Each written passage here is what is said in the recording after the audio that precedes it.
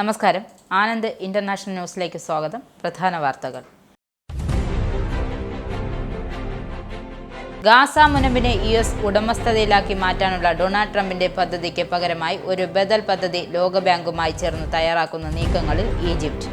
റഷ്യയുമായുള്ള യുദ്ധം അവസാനിപ്പിക്കാൻ ഒരു കരാറുണ്ടാക്കിയാൽ ബ്രിട്ടീഷ് സമാധാന സേനയെ ഉക്രൈൻ ഇറക്കാൻ തയ്യാറാണെന്ന് UK പ്രധാനമന്ത്രി കെയർ സ്റ്റാമർ. വിദേശ ധനസഹായം നിർത്തിവെക്കാനുള്ള US പ്രസിഡന്റ് ഡൊണാൾഡ് ട്രംപിന്റെ തീരുമാനം ദശലക്ഷക്കണക്കിന് എയ്ഡ്സ് രോഗികളുടെ മരണത്തിന് കാരണമായേക്കുമെന്ന് ഐക്യരാഷ്ട്ര സംഘടനയുടെ മുന്നറിയിപ്പ്. UK-യിൽ ഏറ്റവും വലിയ ദരിദ്ര കുടുംബങ്ങൾ അവരുടെ വരുമാനത്തിന്റെ വലിയൊരു പങ്ക് കൗൺസിലിൽ നികുതി നൽകുന്നതായി റിപ്പോർട്ടുകൾ. ബിസിനസ്സുകൾക്ക് ഏപ്രിൽ മുതൽ ലേബർ സർക്കാർ ഏർപ്പെടുത്തിയ ശമ്പള നികുതി വർധനവ് കാരണം നിരവധി ബ്രിട്ടീഷ് തൊഴിലുടമകൾ ഉൽപ്പന്നങ്ങളുടെ വില ഉയർത്തുവാനും ജീവനക്കാരുടെ എണ്ണം കുറയ്ക്കുവാനും പദ്ധതിയിടുന്നതായി സർവേകൾ. കനത്ത മഞ്ഞുവീഴ്ചയ്ക്ക് ശേഷം ഈ ആഴ്ച UK-യിലെ നിരവധി പ്രദേശങ്ങളിൽ വെയിലും ചൂടുമുള്ള കാലാവസ്ഥ ഉണ്ടാകുമെന്ന് കാലാവസ്ഥാ പ്രവചനം. ശനിയാഴ്ച കെൻറ്റക്കിയിൽ ഉണ്ടായ വെള്ളപ്പൊക്കത്തിൽ 8 പേർ മരിച്ചതായി റിപ്പോർട്ട്. മരിച്ചവരുടെ എണ്ണം വർദ്ധിച്ചേക്കാമെന്ന് ഗവർണർ ആൻഡി ബഷീർ. അഫ്ഗാൻ യുദ്ധം അവസാനിപ്പിച്ച് US മടങ്ങിയപ്പോൾ രാജ്യം വിട്ട 2000-ലധികം അഫ്ഗാൻ കമാൻഡോകളുടെ പുനരധിവാസ അപേക്ഷകൾ UK സ്പെഷ്യൽ ഫോഴ്സ് കമാൻഡ് നിരസിച്ചതായി പ്രതിരോധ മന്ത്രാലയം. ഖത്തരി പൗരന്മാർക്ക് ഇന്ത്യ സന്ദർശിക്കാൻ വിസ സൗകര്യം ആരംഭിച്ചതായി ഖത്തറിലെ ഇന്ത്യൻ എംബസി. 2028ഓടെ രാജ്യത്തേക്ക് പ്രതിവർഷം 1 ലക്ഷം വിദേശ വിനോദസഞ്ചാരികളെ ലക്ഷ്യമിട്ട് പദ്ധതി തയ്യാറാക്കി കുവൈറ്റ്. ഇന്ത്യയിലെ ഏറ്റവും വലിയ വിമാന കമ്പനിയായ ഇൻഡിഗോ എയർലൈൻസ് യൂറോപ്യൻ രാജ്യമായ സ്കാൻഡിനേവിയയിലേക്ക് സർവീസ് ആരംഭിക്കാൻ ഒരുങ്ങുന്നു. ഇൻഡിഗോയുടെ ഡെൻമാർക്കിലേക്കുള്ള പ്രവേശനം നോർഡിക് മേഖലയിൽ നേരിട്ടുള്ള സർവീസും ഇതോടെ സാധ്യമാകും. വാർത്തകൾ വിശദമായി. ഗാസ മുനമ്പിനെ US ഉടമസ്ഥതയിലുള്ള മിഡിൽ ഈസ്റ്റിലെ കേന്ദ്രമാക്കി മാറ്റുവാനുള്ള ഡൊണാൾഡ് ട്രംപിന്റെ പദ്ധതിക്ക് പകരമായി ഒരു ബദൽ ലോകബാങ്കുമായി ചേർന്ന് തയ്യാറാക്കാനുള്ള നീക്കങ്ങളിലാണ് ഈജിപ്റ്റ്. ഇതിന്റെ അടിസ്ഥാനത്തിൽ ഹമാസിന്റെ പ്രദേശത്തിന്റെ പുനർനിർമ്മാണ നിർവഹണത്തിലും നിയന്ത്രണത്തിൽ നിന്നും ഔദ്യോഗികമായി ഒഴിവാക്കും. ഗാസ മുനമ്പിനെ ഒരു കമ്മ്യൂണിറ്റി പിന്തുണാ സമിതിയുടെ നിയന്ത്രണത്തിലേക്കും ഇടക്കാല അടിസ്ഥാനത്തിൽ കൈമാറും. ഹമാസിലെ ഒരംഗവും കമ്മിറ്റിയിൽ ഉണ്ടായിരിക്കില്ല. എന്നാൽ ഗാസയിലേക്കുള്ള ഹമാസിന്റെ ഭാവി സൈനിക പദവി ഈജിപ്തിന് നിർണ്ണയിക്കാൻ സാധിച്ചിട്ടില്ല. ഇത് പദ്ധതിക്ക് ഇസ്രായേൽ അംഗീകാരം നൽകുന്നതിന് ഒരു തടസ്സമാകാൻ സാധ്യതയുണ്ട്. പ്രധാനമായി യുണൈറ്റഡ് അറബ് എമിറേറ്റ്സ്, ഖത്തർ അടക്കം അറബ് രാജ്യങ്ങൾ ഗാസ പുനർനിർമ്മാണത്തിന് ധനസഹായം നൽകാൻ തയ്യാറെടുക്കുകയാണ്. പുനർനിർമ്മാണത്തിന് 3 മുതൽ 5 വർഷം വരെ എടുക്കുമെന്നാണ് സൂചന. റഷ്യയുമായുള്ള യുദ്ധം അവസാനിപ്പിക്കാൻ ഒരു കരാറുണ്ടാക്കിയാൽ ബ്രിട്ടീഷ് സമാധാന സേനയെ ഉക്രൈനിൽ ഇറക്കാൻ തയ്യാറാണെന്ന് UK പ്രധാനമന്ത്രി കെയർ സ്റ്റാമർ പ്രഖ്യാപിച്ചു. വ്ളാഡിമിർ പുടിൻ കരാർ മറികടന്ന് വീണ്ടും ആക്രമണം നടത്തിയാൽ അത് UK സേനയെ അപകടത്തിലാക്കുമെന്നും സ്റ്റാമർ സമ്മതിച്ചു. തിങ്കളാഴ്ച പാരീസിൽ നടക്കാനിരിക്കുന്ന യൂറോപ്യൻ നേതാക്കളുമായി അടിയന്തര ചർച്ചകൾക്ക് തൊട്ടുമുമ്പാണ് ഈ പരാമർശങ്ങൾ. ഡൊണാൾഡ് ട്രംപിന്റെ സമ്മർദ്ദത്തിനെതിരെയും യൂറോപ്പിലെ പ്രതിരോധ സംവിധാനങ്ങൾ US കുറയ്ക്കുമെന്ന ഭയത്തിന് മറുപടിയായി റഷ്യൻ പ്രസിഡന്റ് ഒരു കരാറിലെത്തുവാനുള്ള തന്ത്രം രൂപപ്പെടുത്താൻ ചർച്ചയിലൂടെ യൂറോപ്യൻ നേതാക്കൾ ലക്ഷ്യമിടുന്നു. 2030 വരെ യുക്രൈനിലെ സമാധാനത്തിനായി പ്രതിവർഷം £3 ബില്യൺ വാഗ്ദാനം ചെയ്യുന്നത് ഉൾപ്പെടെ ഉക്രൈന്റെ പ്രതിരോധത്തിലും സുരക്ഷയിലും UK-യും ഒരു പ്രധാന പങ്ക് വഹിക്കാൻ തയ്യാറാണ് എന്ന് ഡെയിലി ടെലിഗ്രാഫ് എഴുതിയ ലേഖനത്തിൽ അദ്ദേഹം പറയുന്നു. രാജ്യത്തിന്റെ കിഴക്ക് ഭാഗത്തുള്ള പ്രോക്സോ നഗരത്തിന്റെ തെക്ക് പടിഞ്ഞാറൻ ഭാഗത്തുള്ള പിഷാൻ ഗ്രാമം റഷ്യൻ സൈന്യത്തിന്റെ കയ്യിൽ നിന്നും ഉക്രൈൻ സൈന്യം തിരിച്ചുപിടിച്ചു. റഷ്യയുടെ മുന്നേറ്റം മന്ദഗതിയിലാക്കാനുള്ള സാധ്യത മുൻനിർത്തിയായിരുന്നു ഉക്രൈന്റെ നീക്കം. സമാധാനത്തോടെ പോരാട്ടം അവസാനിപ്പിക്കണമെന്നും പ്രസിഡന്റ് വ്ളാഡിമിർ സെലൻസ്കി വീണ്ടും ആഹ്വാനം ചെയ്തു. പിഷാനെ ഗ്രാമം ഞായറാഴ്ച ഉക്രൈൻ സൈന്യം തിരിച്ചുപിടിച്ചുവെന്ന് സൈനിക ഉദ്യോഗസ്ഥർ പറഞ്ഞു. ഡിസംബർ, ജനുവരി മാസങ്ങളിൽ റഷ്യൻ യൂണിറ്റുകൾ അതിവേഗ സൈനിക നീക്കങ്ങൾ നടത്തിയ പ്രദേശമാണ് ഇത്. ഈ ഭാഗങ്ങളിൽ ഉക്രൈനിയൻ ഡ്രോണുകൾ ആകാശത്ത് ആധിപത്യം സ്ഥാപിക്കുകയും റഷ്യൻ കവചിത വാഹനങ്ങൾ നശിപ്പിക്കുകയും ചെയ്യുന്നുണ്ടെന്ന് റിപ്പോർട്ട്. വിദേശ ധനസഹായം നിർത്തിവെക്കാനുള്ള US പ്രസിഡന്റ് ഡൊണാൾഡ് ട്രംപിന്റെ തീരുമാനം ദശലക്ഷക്കണക്കിന് എയ്ഡ്സ് രോഗികളുടെ മരണത്തിന് കാരണമായേക്കുമെന്ന് ഐക്യരാഷ്ട്ര സംഘടനയുടെ മുന്നറിയിപ്പ്. UN-ൽ ഏറ്റവും അധികം ധനസഹായം നൽകുന്ന രാജ്യമാണ് US. UN-ൽ നിന്നും മിക്ക ഫണ്ടുകളും united state agency for international development വഴിയാണ് ലഭിക്കുന്നത്. ജനുവരിയിൽ അധികാരത്തിൽ തിരിച്ചെത്തിയ ട്രംപ് US-ന്റെ വിദേശ സഹായത്തിൽ ഭൂരിഭാഗവും 3 മാസത്തേക്ക് മരവിപ്പിക്കാൻ ഉത്തരവിട്ടിരുന്നു. തീരുമാനം പല രാജ്യങ്ങളെയും ഗുരുതരമായി ബാധിക്കുമെന്നും ആഗോളതലത്തിൽ വലിയ പ്രത്യാഘാതം ഉണ്ടാക്കുമെന്നുമാണ് UN AIDS executive director Winnie Byanyima പറയുന്നത്.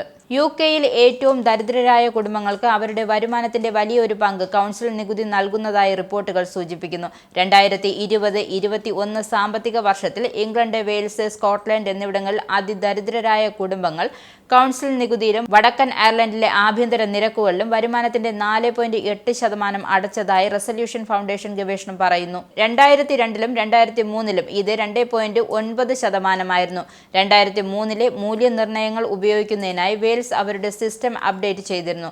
അതേസമയം സ്കോട്ട്ലൻഡ് 2017-ൽ ഉയർന്ന ബാൻഡഡ് പ്രോപ്പർട്ടികളുടെ നിരക്കുകൾ വർദ്ധിപ്പിച്ചു. കൗൺസിൽ നികുതിക്ക് മുമ്പുള്ള ആഭ്യന്തര നിരക്കുകളുടെ സംവിധാനം ഇപ്പോഴും വടക്കൻ അയർലൻഡിൽ നിലവിലുണ്ട്. ബിസിനസ്സുകൾക്ക് ഏപ്രിൽ മുതൽ ലേബർ സർക്കാർ ഏർപ്പെടുത്തുന്ന ശമ്പള നികുതി വർധനവ് കാരണം നിരവധി ബ്രിട്ടീഷ് തൊഴിലുടമകൾ ഉൽപ്പന്നങ്ങളുടെ വില ഉയർത്തുവാനും ജീവനക്കാരുടെ എണ്ണം കുറയ്ക്കുവാനും പദ്ധതിയിടുന്നുണ്ടെന്ന് സർവേകൾ വ്യക്തമാക്കുന്നു. ചെറുകിട ബിസിനസ്സുകൾക്കിടയിലെ ആത്മവിശ്വാസം 5 വർഷത്തെ ഏറ്റവും താഴ്ന്ന നിലയിലേക്ക് താഴ്ന്നതായി സർവേ ചൂണ്ടിക്കാട്ടുന്നു. ഏപ്രിൽ മുതൽ ശമ്പള നികുതി വർദ്ധിപ്പിക്കുവാനുള്ള ധനമന്ത്രി റേച്ചൽ റീവ്സിന്റെ തീരുമാനം തൊഴിൽ ചെലവ് വർദ്ധിപ്പിക്കുമെന്നും 10 തൊഴിലുടമകളിൽ 9 പേരും കരുതുന്നുവെന്നും പ്രൊഫഷണൽ മാനവ വിഭവശേഷി മേഖലാ സ്ഥാപനമായ chartered institute of personal development പറഞ്ഞു. 42% ബ്രിട്ടീഷ് തൊഴിലുടമകളുടെ വില വർദ്ധിപ്പിക്കാൻ ഉദ്ദേശിക്കുന്നതായും 32% പേർ പിരിച്ചുവിടലിലൂടെയും കുറച്ചു തൊഴിലാളികളെ നിയമിക്കുന്നതിലൂടെയും ജീവനക്കാരുടെ എണ്ണം കുറയ്ക്കാൻ ഉദ്ദേശിക്കുന്നതായും സർവേയിലുണ്ട്. മഞ്ഞുവീഴ്ചയെ മറികടന്ന് ഈ ആഴ്ച യുകെയിലെ നിരവധി പ്രദേശങ്ങൾ വെയിൽസിലും ചൂടുള്ള കാലാവസ്ഥ ഉണ്ടാകുമെന്ന് കാലാവസ്ഥാ നിരീക്ഷകർ വ്യക്തമാക്കി. വാരാന്ത്യത്തിൽ രാജ്യത്തിന്റെ വിവിധ ഭാഗങ്ങളിൽ മഞ്ഞുവീഴ്ചയ്ക്കും പേമാരിക്കും ശേഷമുള്ള വിലയിരുത്തൽ രാജ്യത്തിന് ആശ്വാസമാണ്. ആഴ്ചയുടെ മധ്യത്തോടെ താപനില 13 ഡിഗ്രി സെൽഷ്യസ് അല്ലെങ്കിൽ 14 ഡിഗ്രി സെൽഷ്യസ് വരെ എത്താം. സ്കോട്ട്ലൻഡിൽ ഫെബ്രുവരിയിൽ ശരാശരി 6 ഡിഗ്രി സെൽഷ്യസിലും തെക്കൻ ഇംഗ്ലണ്ടിൽ 9 ഡിഗ്രി സെൽഷ്യസിൽ വരെ കൂടുതലാണെന്നും കാലാവസ്ഥാ നിരീക്ഷണ കേന്ദ്രം വ്യക്തമാക്കി. യുഎസിൽ ജീവനക്കാരുടെ എണ്ണം കുറയ്ക്കുവാനുള്ള ട്രംപ് ഭരണകൂടത്തിന്റെ നീക്കം ഫുഡ് ആൻഡ് ഡ്രഗ് അഡ്മിനിസ്ട്രേഷനിലേക്കും. ഭരണം, മെഡിക്കൽ ഉപകരണങ്ങൾ, മറ്റ് ഉൽപ്പന്നങ്ങൾ എന്നിവയുടെ സുരക്ഷാ ജീവനക്കാരുമായി അടുത്തിടെ നിയമിച്ചവരും ട്രംപ് ഭരണകൂടം പിരിച്ചുവിട്ടു. FDA-യിൽ ഉടനീളമുള്ള പ്രൊഫഷണൽ ജീവനക്കാർക്ക് ശനിയാഴ്ച വൈകുന്നേരം അവരുടെ ജോലികളിൽ നിന്നും പിരിച്ചുവിടുന്നതായി നോട്ടീസ് ലഭിച്ചിരുന്നു. ഞായറാഴ്ച ഒഴിവാക്കിയ ആകെ തസ്തികകളുടെ എണ്ണം വ്യക്തമല്ല. പക്ഷേ പിരിച്ചുവിടലുകൾ ഏജൻസിയുടെ ഭക്ഷണം, മെഡിക്കൽ ഉപകരണങ്ങൾ, പുകയില ഉൽപ്പന്നങ്ങൾ എന്നിവയിലെ ജീവനക്കാരെ കേന്ദ്രീകരിച്ചായിരുന്നു. ശനിയാഴ്ച കെന്റക്കിയിലുണ്ടായ വെള്ളപ്പൊക്കത്തിൽ 8 പേർ മരിച്ചതായി റിപ്പോർട്ട്. മരിച്ചവരുടെ എണ്ണം വർദ്ധിച്ചേക്കാമെന്ന് കെന്റക്കി ഗവർണർ ആൻഡി ബഷീർ അറിയിച്ചു. കാറുകൾ വെള്ളപ്പൊക്കത്തിൽ കുടുങ്ങിപ്പോയതിനാൽ മിക്ക മരണങ്ങളും ഉണ്ടായതെന്നും ബഷീർ പറഞ്ഞു. ശനിയാഴ്ച കെന്റക്കിയിലെ ബോണിവില്ലയിലെ കമ്മ്യൂണിറ്റിയിൽ അമ്മയും കുട്ടിയും ഒഴുകിപ്പോയെന്നും ഹാർഡിക് കൗണ്ടി കൊറോണർ ടോറി റോബർട്ട്സ് പറഞ്ഞു. തെക്കുകിഴക്കൻ കെന്റക്കിയിൽ ക്ലേ കൗണ്ടി 73 വയസ്സുള്ള ഒരാളെ വെള്ളപ്പൊക്കത്തിൽ മരിച്ച നിലയിൽ കണ്ടെത്തിയതായും county emergency management deputy director Ravalli Berry പറഞ്ഞു. കൂടാതെ ഹാർഡ് കൗണ്ടിയിൽ 4 മരണങ്ങൾ കൂടി ഉണ്ടായതായി ബഷീർ കൂട്ടിച്ചേർത്തു. അഫ്ഗാൻ യുദ്ധം അവസാനിപ്പിച്ച് US മടങ്ങിയപ്പോൾ രാജ്യം വിട്ട 2000-ത്തിലധികം അഫ്ഗാൻ കമാൻഡോകളുടെ പുനരധിവാസ അപേക്ഷകൾ UK സ്പെഷ്യൽ ഫോഴ്സ് കമാൻഡ് നിരസിച്ചതായി പ്രതിരോധ മന്ത്രാലയം ആദ്യമായി സ്ഥിരീകരിച്ചു. താലിബാനെതിരെ ബ്രിട്ടീഷുകാരുമായി ചേർന്ന് പോരാടിയ അഫ്ഗാൻ യൂണിറ്റുകാർക്ക് UKയുടെ അവഗണന.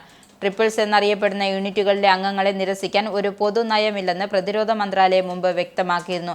എന്നാൽ UK സ്പെഷ്യൽ ഫോഴ്സ് ഏതെങ്കിലും പുനരധിവാസ അപേക്ഷകളെ പിന്തുണച്ചതായി ഒരു തെളിവുമില്ലെന്നും BCC റിപ്പോർട്ട് ചെയ്തു. UK സ്പെഷ്യൽ ഫോഴ്സ് രൂപീകരിക്കുകയും പരിശീലനം നൽകുകയും സാമ്പത്തിക സഹായം നൽകുകയും ചെയ്തതാണ് ട്രിപ്പിൾസ് എന്ന കമാൻഡോ സംഘം.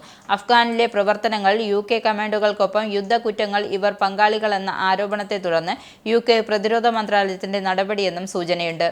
ചൈനയുമായുള്ള ബന്ധം വികസിപ്പിക്കാൻ ഒരുങ്ങി കുക്ക് ദ്വീപ്. കഴിഞ്ഞയാഴ്ച ചൈനയിലേക്കുള്ള 5 ദിവസത്തെ സന്ദർശനത്തിനിടെ വടക്കൻ നഗരമായ ഹാർബിനിൽ വെച്ച് ചൈനീസ് പ്രധാനമന്ത്രി ലീ ക്വിങ്ങുമായി ഒരു കരാറിൽ ഒപ്പുവെച്ചതായും കുക്ക് ദ്വീപിലെ പ്രധാനമന്ത്രി മാർക്ക് ബ്രൗൺ പറഞ്ഞു. ഇതേ തുടർന്ന് കൊളോണിയയിൽ ശക്തിയായ ന്യൂസിലൻഡ് ആശങ്ക ഉയർത്തി. 17,000 ജനസംഖ്യയുള്ള സ്വയംഭരണ കുക്ക് ദ്വീപുകാർ ന്യൂസിലൻഡുമായി ഒരു സഹകരണ ബന്ധമുണ്ട്. അത് ബഡ്ജറ്റ് സഹായവും വിദേശകാര്യങ്ങളിലും പ്രതിരോധത്തിലും സഹായിക്കുന്നുണ്ടെന്നും ഇക്കാരണത്താൽ കരാറിൽ പ്രതിരോധത്തിലും സുരക്ഷയിലും കൂടിയാലോചിക്കേണ്ട ബാധ്യതകൾ ഇരു രാജ്യങ്ങൾക്കുമുണ്ട് എന്നും ന്യൂസിലൻഡ് വ്യക്തമാക്കി. ഖത്തരി പൗരന്മാർക്ക് ഇന്ത്യ സന്ദർശിക്കാൻ വിസ സൗകര്യം ആരംഭിച്ചതായി ഖത്തറിലെ ഇന്ത്യൻ എംബസി അറിയിച്ചു. ഇന്ത്യൻ എംബസി സോഷ്യൽ മീഡിയയിലൂടെയാണ് വിസ സംബന്ധമായ അറിയിപ്പ് പങ്കുവച്ചത്. സോഷ്യൽ മീഡിയയിലൂടെ പങ്കിട്ട പ്രസ്താവനയിൽ തീരുമാനം ഉടൻ പ്രാബല്യത്തിൽ വന്നതായും എംബസി വ്യക്തമാക്കി. വിസയ്ക്കായി ഇന്ത്യ വിസ ഓൺലൈൻ എന്ന സർക്കാർ പോർട്ടൽ വഴി അപേക്ഷിക്കേണ്ടതാണ്. വിസ ലഭിക്കുന്നതിനുള്ള അപേക്ഷാ നടപടിക്രമം, അവസ്ഥകൾ, കൂടുതൽ വിശദാംശങ്ങൾ എന്നിവയും പോർട്ടലിൽ ലഭ്യമാണ്. അതേസമയം ഖത്തർ പൗരന്മാർക്ക് ദോഹയിലുള്ള ഇന്ത്യൻ എംബസി മുഖേന പേപ്പർ വിസ സേവനങ്ങൾ നൽകുന്നത് തുടരുമെന്നും എംബസി അറിയിച്ചു. 2028ഓടെ രാജ്യത്തേക്ക് പ്രതിവർഷം 1 ലക്ഷം വിദേശ വിനോദസഞ്ചാരികളെ ലക്ഷ്യമിട്ട് കുവൈറ്റ് പദ്ധതി തയ്യാറാക്കുന്നു. 1.2 കോടി ദിനാർ ചെലവിലാണ് വൻ പദ്ധതി നടപ്പാക്കുന്നത്.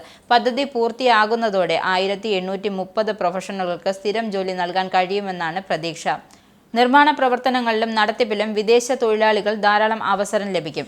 വിദേശ വിനോദസഞ്ചാരികളെ ആകർഷിക്കുന്ന വിധം കോടിക്കണക്കിന് ദിനാർ ചെലവഴിക്കാനുള്ള മെഗാ പദ്ധതിയാണ് പരിഗണിക്കുന്നത്. ഇതിൽ സ്വകാര്യ നിക്ഷേപകർക്കും പങ്കാളിത്തം അനുവദിച്ചേക്കും. ഇനി നാഷണൽ ഹൈലൈറ്റ്സ്.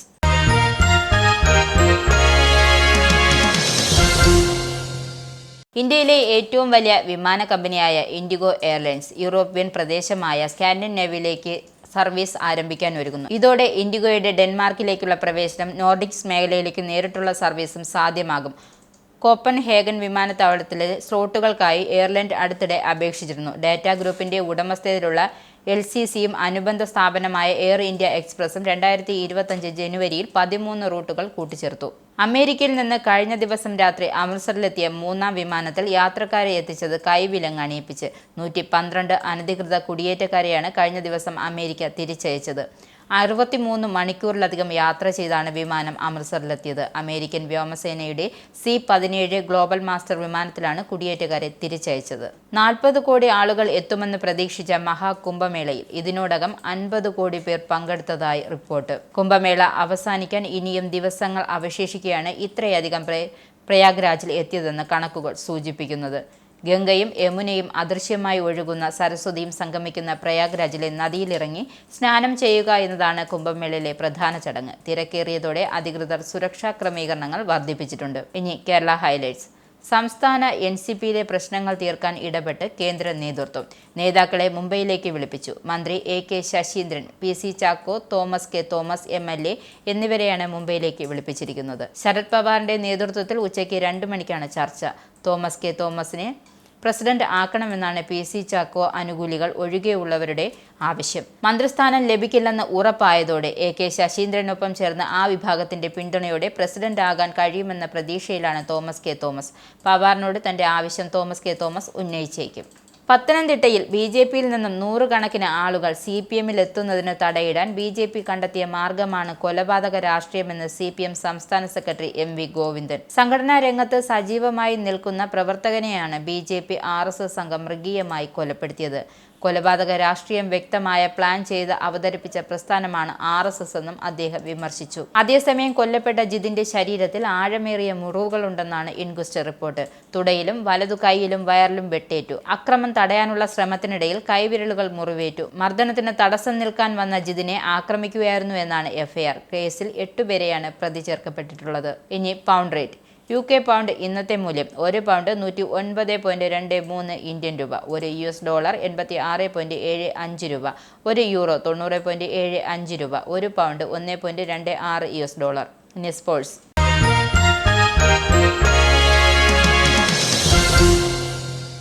ഇംഗ്ലീഷ് പ്രീമിയർ ലീഗിൽ ഓൾസ്റ്ററിനെതിരെ ലിവർപൂളിന് 2-1 വിജയം. ആദ്യ പകുതിയിലെ 2 ഗോളിന്റെ പിൻബലത്തിലാണ് ഒന്നാം സ്ഥാനത്തുള്ള ലിവർപൂളിന്റെ കുതിപ്പ്. ലിവർപൂളിന്റെ ഹോം ഗ്രൗണ്ടിൽ നടന്ന മത്സരത്തിൽ ലൂയിസ് ഡയസ്, മുഹമ്മദ് സല എന്നിവരാണ് ലക്ഷ്യം കണ്ടത്.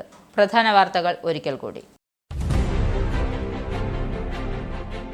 ഗാസ മുനമ്പിനെ US ഉടമസ്ഥതയിലാക്കി മാറ്റാനുള്ള ഡൊണാൾഡ് ട്രംപിന്റെ പദ്ധതിക്ക് പകരമായി ഒരു ബദൽ പദ്ധതി ലോകബാങ്കുമായി ചേർന്ന് തയ്യാറാക്കുന്ന നീക്കങ്ങളിൽ ഈജിപ്ത്.